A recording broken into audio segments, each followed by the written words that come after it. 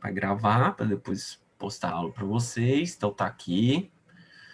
Vamos, então, ao início da nossa maratona. Continuando aqui. Deixa eu abri-la aqui. Tá aqui.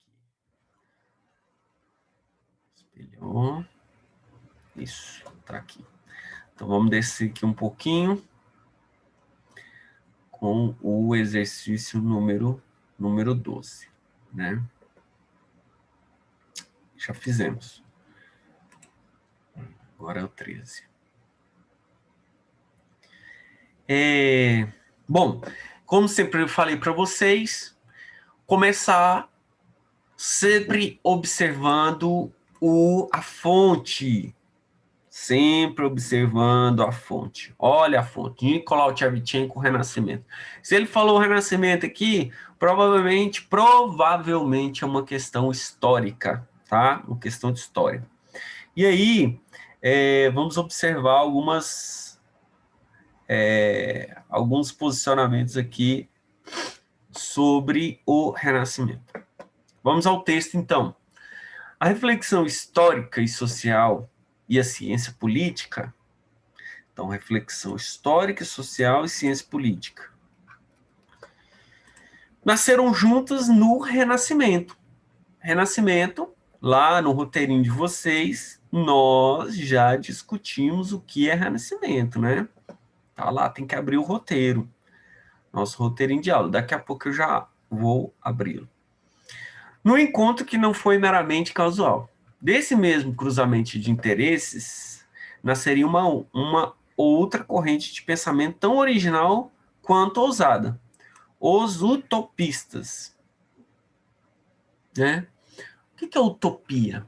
Né? Se eu for pegar a palavra utopia, o U e topos significa lugar. E o U é não. Então, é o não lugar. Utopia é onde existe o parâmetro do sonho. Que quando ele fala assim, você está sendo muito utópico. Então, isso quer dizer que a pessoa ela não se encontra precisamente em delimitado corrente palpável de pensamento. Tá? Então, a utopia é um lugar desejável, um sonho, né? As obras mais notáveis nesse gênero são a Utopia, 1516, de Thomas More, tá? Cidade do Sol, de 1623, de Campanella, e a Nova Atlântida, de Francis Bacon, tá? Tematicamente, essas três obras se aproximam, pois, agora que são elas, você provavelmente não leu as obras, né? Mas você teve a aulinha de Renascimento. Isso é interessante, né? Então, quando ele fala lá de utopia, de sonho, aí você lembra do Renascimento? O que o Renascimento? Qual é o conceito de Renascimento? Quem tem o roteiro de aula? Eu vou até abrir o meu aqui. Vou até abrir o meu roteiro de aula aqui, para ficar fácil a nossa análise. Vamos ver aqui, abril, você foi em abril? Então, aqui, Idade Média. Roteiro de aula, Idade Moderna, tá aqui, terceiro ano. Deixa eu abrir aqui. Tá. Aí, eu lembro aqui que eu deixei, vou até espelhar para vocês, ó. Você vê o tanto que o roteiro, nesses casos aqui de recordação da matéria, vocês têm um trunfo na mão que é sempre utilizar o roteirinho, né? Sempre utilizar aqueles conceitos que nós discutimos. Roteiro aqui, ó. Bom, tá espelhadinho aqui. Olha aqui, ó, a gente está falando de renascimento cultural e reforma protestante, vamos falar ali um pouquinho mais à frente. Renascimento cultural. Aí eu coloquei aqui renascimento. Coloquei renascimento. Quem que é que ousa em falar o conceito de renascimento? O que é o renascimento?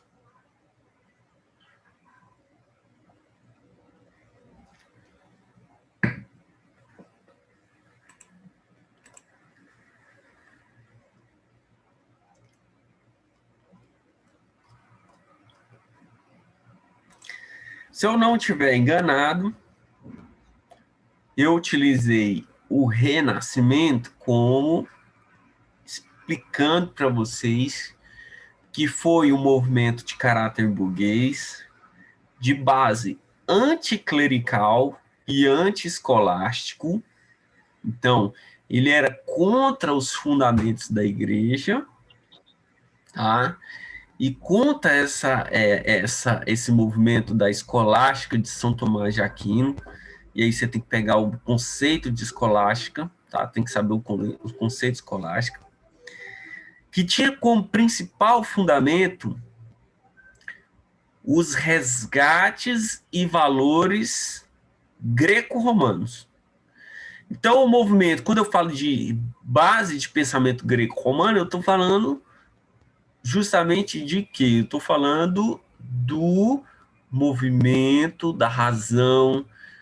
Na questão das artes, eu estou falando da realidade, da leveza, da profundidade, da escultura, né? Então, eu tô colocando, passa-se a resgatar dentro do movimento renascentista os valores greco-romanos, tá? Então isso é, é interessante para nós aqui discutirmos, beleza?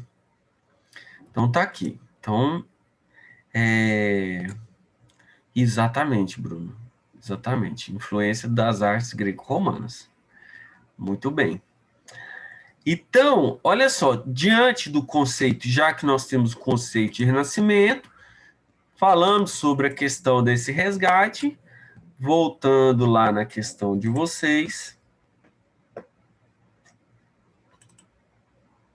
tá aqui. Tecnicamente, essas três obras se aproximam, pois, que letra ficaria então nessa questão número 13?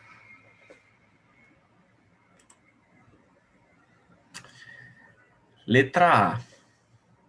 Alguém mais colocou alguma letra diferente? O Bruninho colocou a letra A. Camilinha também colocou a letra A. Bom, é lógico que vocês acertaram a letra A. Tecnicamente, essas três obras se aproximam, pois tratam de comunidades ideais e imaginárias. Utopia, utopos imaginário. Nas quais os homens vivem com fartura e em paz, com o poder centralizado e pautada na racionalidade. Você não precisa de ler as obras, só você ter ideia do que o que é que esses renascentistas pensavam, qual o conceito de utopia, você acertaria essa questão. Questão complexa, não é uma questão fácil, mas ela está dentro do nível, dentro do espectro. Não é a questão, não é uma questão do Enem, mas ela é muito próxima. É o que eu vou fazer, eu vou continuar com vocês no pós de 18. Estou selecionando as questões, vou colocar em torno aí, numa média de 50 questões, tá?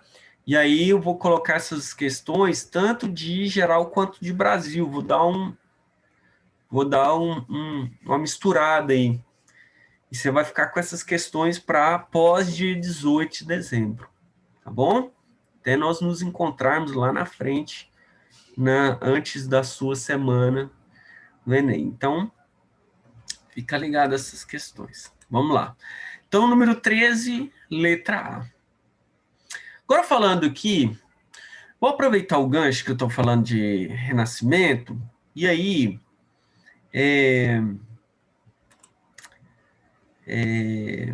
vou colocar aqui, ó, o roteirinho, deixa eu só me expressar aqui no roteirinho. Olha só, Renascimento, então a gente lembrou o conceito, valores. No roteiro de vocês tem lá o berço do Renascimento, a Península Itálica, tá? Península Itálica, são cidades comerciais urbanas, a imigração de pensadores orientais para a Europa, né? Participação dos mecenas, que é importantíssimo, tanto é que eu coloquei em letras garrafais aqui. E aí a contraposição dos valores, né? Valores medievais, valores renascentistas. Cultura eclesiásticas, aqui eu tenho uma cultura chamada de humanismo, que é a valorização do homem, né? A valorização do pensamento, da universidade. O coletivismo por individualismo, o pessimismo por otimismo, o teocentrismo pelo antropocentrismo e o geocentrismo pelo heliocentrismo. Então, são ideias contrapostas, são ideias valorizadas de valorização do homem pelos renascentistas, tá? E aí eu falei das artes plásticas, mostrei algumas figuras para vocês, Trecento, Quattrocento, Cinquecento, aí são aqueles autores, o Giotto, o Sandro Botticelli, Leonardo da Vinci, Michelangelo, Rafael, tá? Então são esses caras aqui que são os grandes renascentistas quando nós falamos das artes plásticas, né? E falamos também sobre a expansão desse renascimento para toda a Europa. Ali, ó, atualmente, onde é Bélgica e próximo à Holanda, que é Flandres, Inglaterra, Portugal e Espanha. Aí nós entramos na temática de Reforma Protestante, né? Reforma Protestante foi outro conceito aberto, no qual eu deixei para vocês, tá? Nós discutimos lá no mês de abril. E o conceito de reforma protestante, ele é interessante aqui para nós, porque esse movimento reformista, ele atinge não só o solo europeu, não só a Europa Central, mas também esse movimento da reforma protestante, ele se depara com um processo colonialista e atravessa o Atlântico e tem consequências diretas aqui dentro da América. A reforma protestante, ela não fica só em solo europeu, ela se dissemina dentro do solo americano. Por quê? Porque a partir do momento em que novas correntes, diferentemente, que surgiram dentro da Europa, essas correntes têm uma contribuição muito grande para que houvesse a busca de novos fiéis à igreja, que na América é os índios. Os índios são os grandes. Os índios são a grande sacada, tanto de Portugal quanto da Espanha, né? Para fazer essa conversão dos indígenas ao movimento católico, né? Então tem que ficar sintonizado, porque enquanto está rolando a reforma protestante no início do século XVI, por isso que o conceito é interessante, já estava ocorrendo o quê? Processo de colonização português e espanhol aqui na América. E depois, lá no século XVII, de ingleses e franceses, tá? Então, reforma protestante, conceito de reforma protestante. Se eu não estiver enganado, eu coloquei que é um movimento de ressignificação e de contestação de algumas atitudes da Igreja Católica no início do século XVI, dentro da Europa, no qual vai questionar algumas atitudes que vinham dentro do seio da Igreja Católica. Porque o quadro temporal é início do século XVI. Porque em 1517, 503 anos, ocorreu com Martim Lutero o grande expoente da reforma dentro do Sacro Império Romano Germânico, onde atualmente há alguns territórios que pertencem à Alemanha. Essa é a grande sacada. Então, Martim Lutero é o expoente da reforma protestante dentro do Sacro Império Romano Germânico. O que ele criticava? Venda de cargos eclesiásticos, de relíquias sagradas, desrespeito ao celibato clerical, ou seja, aquela questão do padre não poder se casar e ter filhos, né? E a venda de indulgências é o perdão dos pecados. Isso aqui tudo a gente já viu, só estou passando com vocês novamente, para a gente ir para a questãozinha lá. E aí vem as reformas religiosas, Sacro Império Romano Germânico, Alemanha, Luteranismo, Martim Lutero, duras críticas com documento de 95 teses. Aí o Martim Lutero bate em algumas questões da igreja. Fala, olha, o Papa é uma mentira. Ele, de acordo com a concepção, o Papa é infalível. E é a infabilidade do Papa. Ele falava assim, não, o Papa ele é falível. Outra coisa que ele falava, a única verdade, a única fé, ela está contida dentro de um livro, que é a Bíblia. Por isso que ele faz a tradução da Bíblia do latim para o dialeto germânico, para ter um maior entendimento. Né? Contesta alguns sacramentos da igreja e preserva outros. Tá? E aquele ritual da consubstanciação, que é aquele ritual de tornar o corpo, o sangue de Cristo, ele também vai condenar. Falando nisso, então, nós podemos ir para a nossa questão, relembrando, então, Martim Lutero. Então, ele pega assim. Martim Lutero, líder da chamada Reforma Protestante, fez críticas à Igreja Católica na Idade Média. Pode-se afirmar que as críticas principais foram... E aí? Que letra?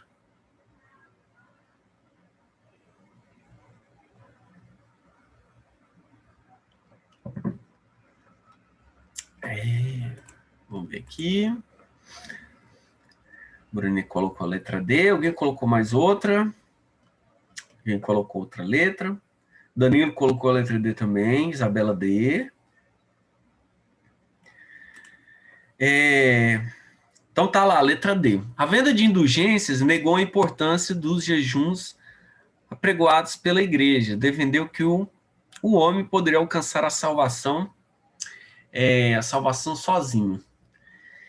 E aí, realmente, a letra D, com esse espectro nosso também, claro que vocês têm o roteiro de vocês, se tiver alguma dúvida, é lógico que a consulta do roteiro, sem você ir diretamente lá no livro, ele pode te ajudar. Se você não encontrar no roteiro, ele tem que ir no livro, né? Mas é isso mesmo, letra D. Venda de indulgência negou a importância dos jejuns apregoados pela igreja. Defender que eu vou poder alcançar sua salvação sozinho por meio da compra. Essa era uma questão, né? Essa é uma questão. E essa recordação aqui é muito interessante para nós, né? E aí, continuando nesse mesmo passo aqui da reforma protestante, só para a gente não anular, apesar de eu não ter dado a questão, eu posso vir com outras questões lá na frente. O roteiro de aula de vocês aqui coloca também mais, para a gente lembrar, o calvinismo, na Suíça, né, pelo francês conhecido como João Calvino, no conceito da predestinação, né, delimitando o conceito da predestinação e a valorização do trabalho. Por isso que os calvinistas aqui, eles quebram uma corrente, é uma ponte para a sustentação do capitalismo durante esse período da Idade Moderna, com o desenvolvimento do capitalismo, porque há uma valorização do trabalho. O trabalho lá na Idade Média era visto como um pesar, era visto como um desígnio de Deus, né, para essa classe, e os calvinistas falavam não, que o trabalho dignifica o homem, Então, se ele se enriquecer com o meu trabalho, isso é digno de Deus, e isso faz com que ocorra essa valorização. E na Inglaterra, o anglicanismo com o rei Henrique VIII, quando decreta o ato de supremacia, criando uma nova igreja, né? Criando uma nova igreja ao lado da igreja católica ou a igreja anglicana. A igreja católica não aceita essa perda de fiéis, e aí começa um movimento chamado de Contra-Reforma, uma reunião que é chamada na cidade de Trento, chamada Concílio de Trento, tá? Reorganiza algumas bases da Igreja Católica, prega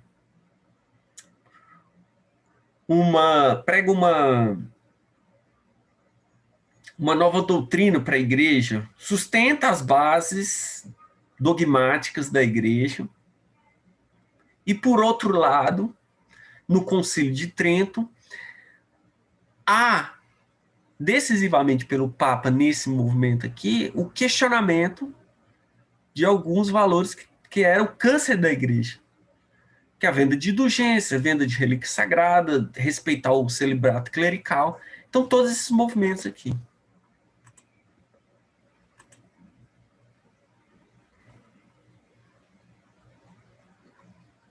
Né? Então tá aqui, beleza. Então, e aí depois uma lista de livros proibidos que não poderia ser lidos pelos católicos, e reativação do Tribunal de Santa Inquisição para julgar os hereges, beleza? Então esse aí é o movimento da Contra-Reforma, é a atitude da igreja nessas questões, tá? Ótimo, então tá aqui. Então, essa Idade Moderna, a gente viu aqui algumas coisas, falando sobre alguns pontos, tá? Roteirinho de Idade Moderna, tem que estar na mão aí de vocês para sempre relembrar. Na maratona, então, continuando aí, vamos ver uma questãozinha que também está inserida em Idade Moderna, e é uma questãozinha que a gente trabalhou mais atualmente, né? Trabalhou mais atualmente, que foi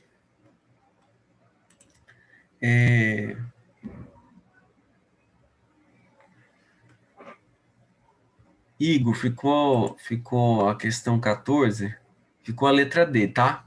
Questão 14, a letra D mesmo.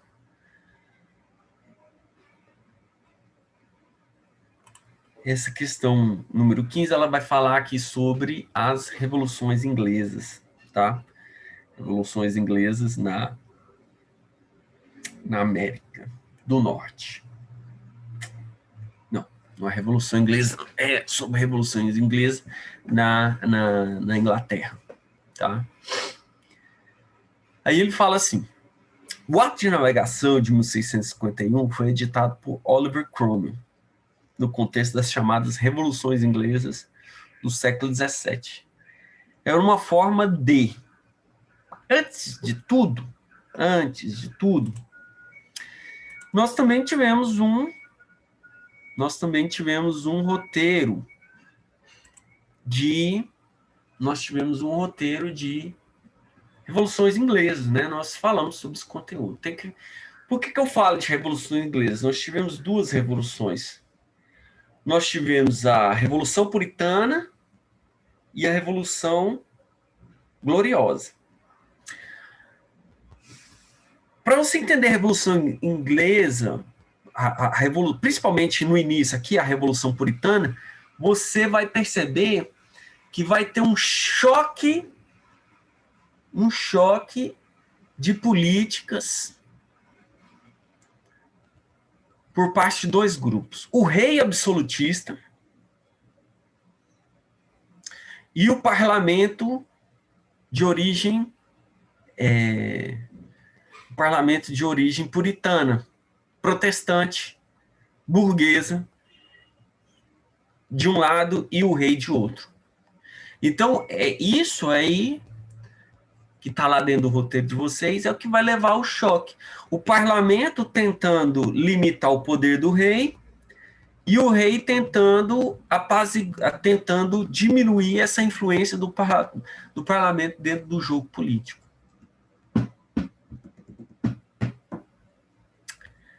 Beleza? Então essa é a questão que vem dentro da Revolução. Quando a gente fala de Revolução Puritana, quem liderou os puritanos do parlamento foi um cara chamado de Oliver Cromwell.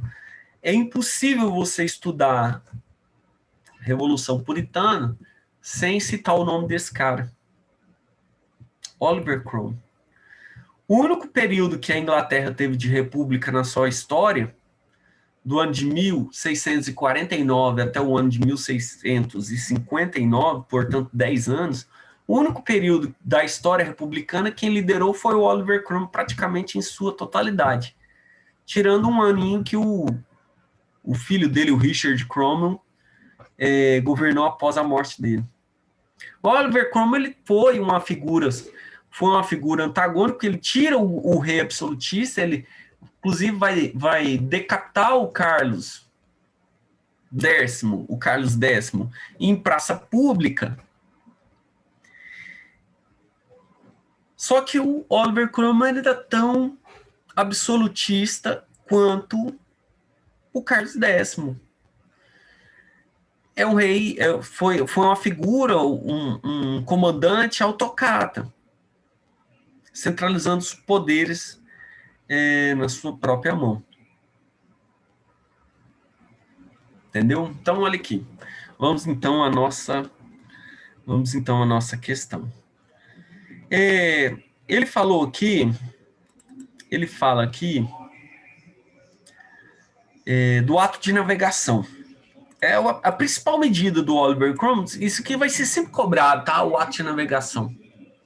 Inclusive, foi até um conceito que eu deixei em aberto para vocês, tá? Aí ele fala, o ato de navegação era uma forma de o quê? O que vocês colocaram?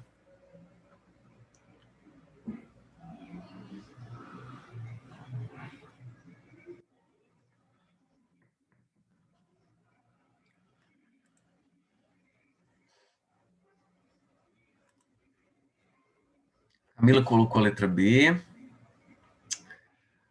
Bruninho colocou a letra B também. Danilo B também. Bom, quando a gente fala de ato de navegação, vamos então à alternativa aqui. Obter maior controle sobre a circulação marítima comercial e, dessa forma, ampliar a presença britânica sobre os mares. Perfeitamente. Esse é o ato de navegação. Letra B, coloca na conta, vai para o abraço.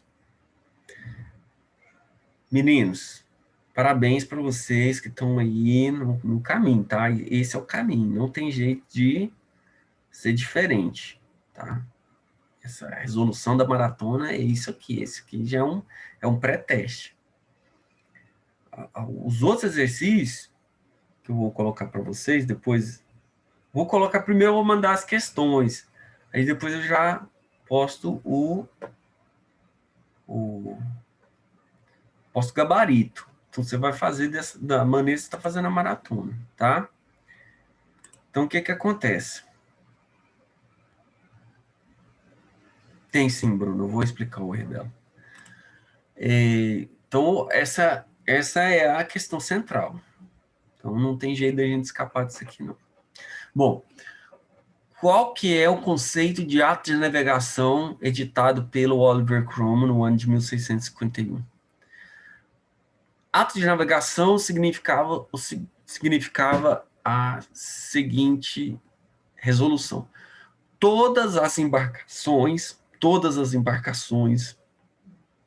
que comercializavam com a Inglaterra deveriam chegar aos portos ingleses sendo navios ou da Inglaterra ou dos países de origem comercial. Não poderia chegar outro país. Tá? Então, todos os produtos comerciais que chegassem na Inglaterra deveriam ser de navios ingleses ou de navios dos países de origem comercial. Por exemplo, os ingleses tinham contato comercial com os colonos aqui. Então, esses navios coloniais deveriam ser, ou o transporte seria da Inglaterra ou das 13 colônias, navios das 13 colônias. Isso quebra a hegemonia comercial de um país. Quebra, racha no meio, que é a Holanda. Então, o grande objetivo da Inglaterra com esse ato era quebrar essa hegemonia nos mares da Holanda, tá? E aí você vai ver que o Oliver Cromwell vai ficar um bom período de tempo, depois ele vai ser substituído por filho dele, não sustenta, e aí depois vai ter a restauração do absolutismo, da monarquia inglesa em 1659, e lá em 1689 vai começar um movimento de queda do absolutismo, a chegada do Guilherme de Orange e a assinatura da Bill of Rights, que é a Declaração dos Direitos, limitando o poder do rei. O rei agora poderia só governar ao lado do parlamento, com a assinatura da Bill of Rights, que é a Declaração dos Direitos. Beleza? Então, Revolução Inglesa, facinho, o roteiro está aí na sua mão, revisar tranquilamente. Bruninha, você perguntou assim, o que está de errado na letra A? Então vamos lá. Ele fala assim, o ato de navegação era a forma de assegurar o mercado consumidor para produtos ingleses e impedir a concorrência de novas potências industriais, como a França e a Alemanha. Dois erros aqui. Novas potências industriais, tá? Novas potências industriais, nós estamos falando aqui de século XVII. Revolução Industrial ela tem a potencialização da industrialização, ela começa lá no século XIX, tá? Século XIX. Então, o que é que ficou errado aqui dentro desse item? Primeiro, o espaço e o tempo, tá? Então, assim, quando eu falo concorrência de novas potências industriais, não existia nem a industrialização na Inglaterra ainda, que vai ser um século depois disso aqui, por volta de 1750 para frente, quando tem as inovações ali na questão na questão da indústria têxtil na Inglaterra, pioneira. E outro detalhe aqui, ó, eu tenho, por exemplo, a Alemanha, quando ele fala aqui, não existia nem a Alemanha ainda, em 1651. A Alemanha só existe a partir do ano de 1871, com a sua unificação. Chamada unificação tardia. Então, final do século XIX. Então, tem a unificação da Alemanha no final do século XIX. É a partir do final do século XIX que a Alemanha busca ser uma potência industrial, buscando novos mercados, consumidores, novas colônias, lá naquela questão de colonialismo que nós discutimos. Tudo bem? Beleza? Entendido aí? Beleza, maravilha. Então, são esses dois erros aqui que a questão, que a letra A nos proporciona. Meninos, nós temos 1 minuto, então eu vou deixar eu vou finalizar aqui com essa questão, número 15, tá? E na semana que vem nós vamos para o nosso antepenúltimo encontro, antes desse recesso, tá? E aí, o que eu vou fazer? Vocês já me mandaram o e-mail, eu vou fazer o checklist, agora eu vou olhar atividade por atividade, vou abrindo o e-mail, jogando na minha pasta, e aqueles que mandaram atividade para mim, e com as questões da maratona, mais as questões, as outras questões que eu pedi, todas elas justificadas, beleza. Vocês não vão ter prova, já tem a nota do quarto trimestre, sendo que o nosso interesse principal no exato momento é continuarmos no mesmo ritmo, estudando, sem se preocupar com nota. Né? A grande preocupação nossa aqui é o conhecimento, é a revisão, é buscar um outro conceito ali que estava meio, que ficou para trás, para nós relembrarmos, para chegar para nós nas questões de Brasil em geral, nas questões lá dentro de humanas, da história, de história do Brasil em geral, para nós fecharmos. Essa é a ideia. Tá bom? Grande abraço para vocês, um grande beijo, uma boa semana. Estou à disposição aí de vocês. Qualquer coisa, vamos falando. Beijo, beijo, tchau, boa semana para todos vocês. Tchau, Bruninho, até mais. Valeu, Sam. Até mais.